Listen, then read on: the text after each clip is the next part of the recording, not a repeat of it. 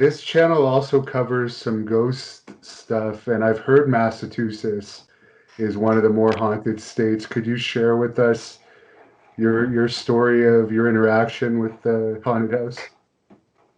I actually discuss some of that on my YouTube channel and my blog. I call it Growing Up Haunted. I think I might turn it into a book series. I'm really excited about it. Oh man, and you're right. Now, Massachusetts is one of the most haunted states in the US, but New England as a whole is actually the most haunted region in the continental US. And I believe New Orleans is actually like the most haunted city, I think, from what I understand in like research and stuff like that. So it's kind of really cool. But I grew up in a house that was a gambrel style, which is very similar to the Amityville Horror House, if anybody is wondering. My house was built in 1912. I moved into it in the early to mid 90s. So my grandmother died in our house when I was roughly 5 years old. I remember the whole experience like it was yesterday. It was crazy. And I think my grandmother was either like the third or fourth or something like that person to actually die in that house since 1912. And like all these crazy things would always happen in our house. And one of my favorite stories is kind of a 3-part story series that happened over like a year and a half time frame. So it was like this evolving story that because I was living it, I didn't realize it was an evolving story. It was kind of just my daily like terror basically growing up. Every year, my sister would get one of those giant balloons. I don't know if anybody remembers these. And if you hit them, they played music and they made a little bit of noise for like 20 seconds. They would sing like happy birthday or celebrate, whatever. And every year, our cats would destroy the balloons, play with the strings, pop the balloons, whatever. And this is important just based off of how the story goes is the way the house was built, when you walk through the front door, you immediately have a staircase of 14 stairs that kind of go do, do, do, do, and then you come to the second floor landing. It's 14 stairs. I know because later on the story you'll find out why. And then you continue through the last 4 feet of the hallway. You're facing a closet. To your right is our dining room. To the left is the living room. So one year, for whatever reason, my mother, my cousin, and myself were sitting at home in the living room, and the cats, it's been months, it's early spring, the cats have not destroyed that balloon. She gets it every year in January, and within 2 weeks it's destroyed. So we're in early spring. It's still around, it's still kicking, it's still playing music, whatever. It's chilling in the dining room where it always ends up. Well, we're watching one of my favorite ghost shows called A Haunting. Ironically enough. And we're talking, we're watching the show, and then all of a sudden, my back is to the wall where the hallway is, but my cousin and my mom can see it, and I just see their face just drop. And I'm like, what's going on? And I look and I see something move out of the corner of my eye.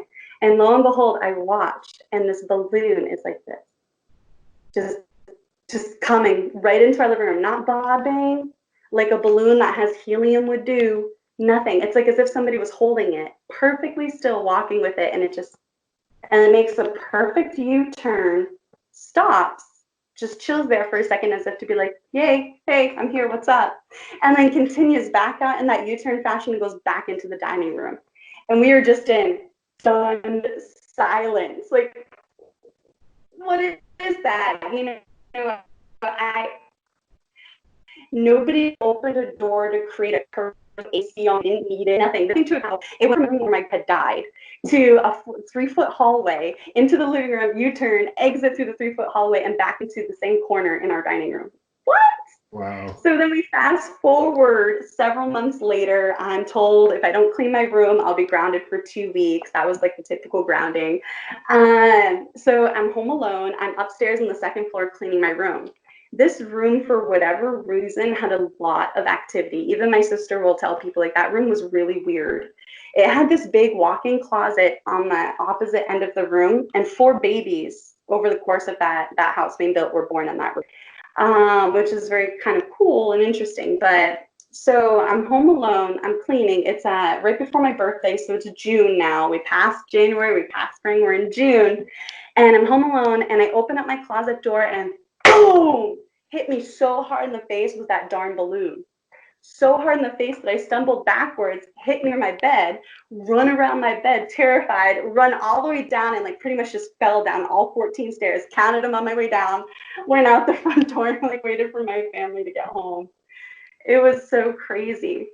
And oh my goodness, Hannibal, we had old-fashioned stairs had, you know, the ballast poles and the banisters. Well, one of the caps on the banister used to come off, and for years I would stick notes down because I thought it was cool that one day if anybody remodeled, they would find all my notes and toys and things when I was a kid, like a time capsule. So my sister and I decided that we would make a time capsule outside too. So we bury it. We're really, really cool. And I put a note in the banister telling, you know, whoever, hey, we made a time capsule. If you want to dig it up someday, here's where you find it, next to blah, blah, blah tree, whatever. And my sister doesn't really know that I do that yet, right? And it was so weird. My sister goes and tells me, hey, ghost friend knows about your letters in the stairs. I'm like, what the heck is that? Who's ghost friend? What are they talking about, and why are you talking to a ghost? Like, it was so crazy. And apparently she had this ghost friend who lived in the cellar who used to talk to her all the time. It was a man. And so that is like a little child, like in and of itself, like poltergeist. And I was like, wow, that's really weird. And it scared me when she told me that. So then I ran to the closet pile wallpaper. We never read it. And it almost like remnant of like the Harry Potter closet. He lives in the closet. And I go in there and I sit down, like freaked out, like who tells somebody that they have a ghost friend, like whatever. I'm sitting down, and as I turn on the light, I saw something on the floor, and it was a letter. And what's really weird about this letter, guys, is that there was no way that letter could have been there. And the reason why I know that is because I had written it several years earlier, announcing that I had a baby sister. I wrote in the stairs after my little sister was born. My sister's about 7.5 years younger than me. Wow. And I was really excited about it. I wrote a frame paper with a child, and it scared the crap out of me. So like something had to go deep down several years into the banister of stuff that I had put in there, dropped in there, so to speak. Like you couldn't reach down that far. It was really deep. So like stuff like that would happen all the time. Lights would flicker, things would go missing. In the other bedroom upstairs, like if you turned to a certain station, it would automatically turn back to country music. Like weird things would happen in the cellar. Like that house was weird, but I like the balloon story because it's like 3 stories in one. But that stuff happened all the time. It was so scary. It was crazy. Did you ever try and use a Ouija board or anything to talk to it?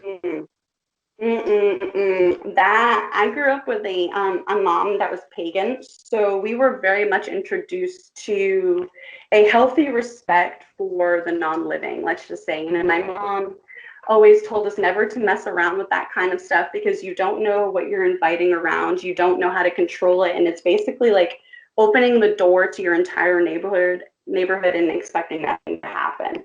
Like eventually somebody's gonna come around and notice your door and walk right in and make themselves at home, good or bad.